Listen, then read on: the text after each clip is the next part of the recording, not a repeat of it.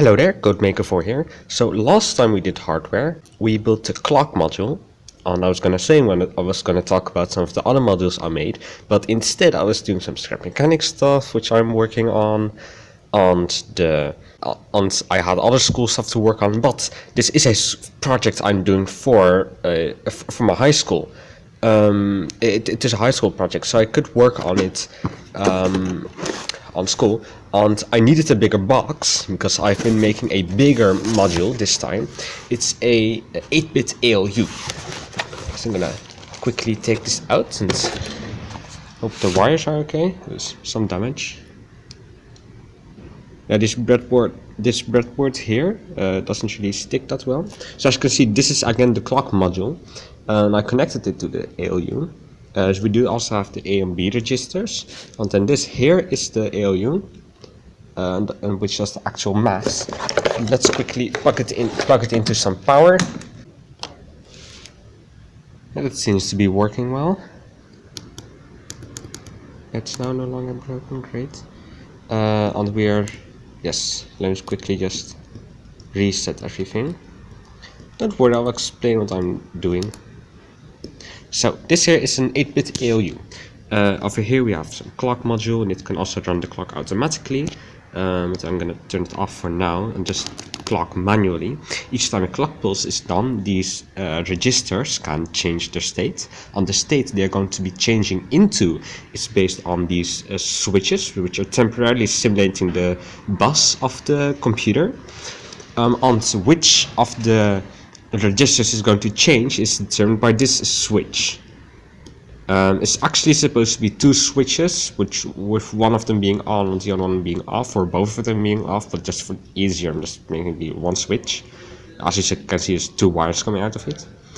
So that's the way we can enter values into the registers. And then one of the registers is the first value that goes into the equation, and the other one of the registers is the second value that goes into the equation. So then this part here is actually the logic of the ALU, and it can add and subtract. And then the output is over here. And this is all binary. To say we want to do 5, we'd have a 4 and a 1, which adds up to 5. And then we just want to write that in that register. So we're gonna, there we have a 1 and a 4 is a 5 in total.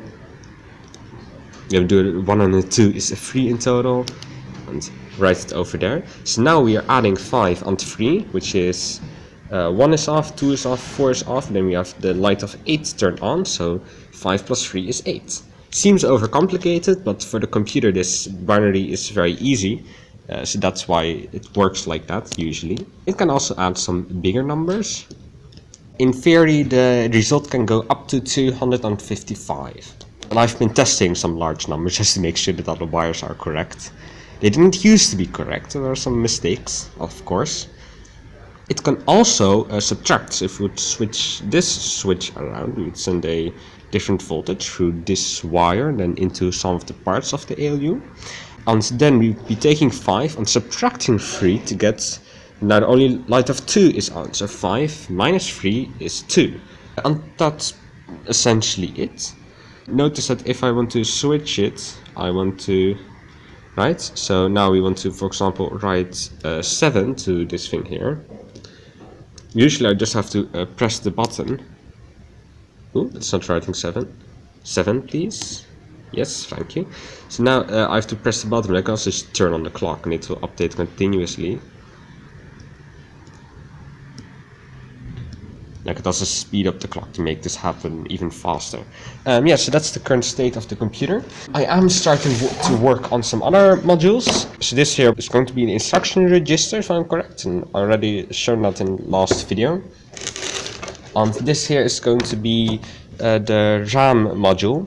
And its capability is going to be quite similar to the RAM of the SMC1. So it's going to be having 16 or 4 bits of 8 bits of RAM, so it's going to be 16 bytes essentially, and one instruction is going to be 1 byte and one number is going to be 1 byte.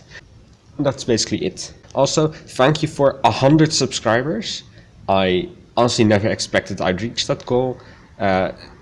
go discuss this computer or some other script mechanic or nerd related stuff in my Discord server. The link will be in the description, and for now, bye.